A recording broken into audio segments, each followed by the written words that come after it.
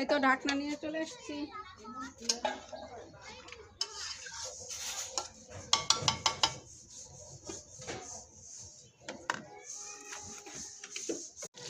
হ্যাঁ হ্যাঁ না চালু দিচ্ছি।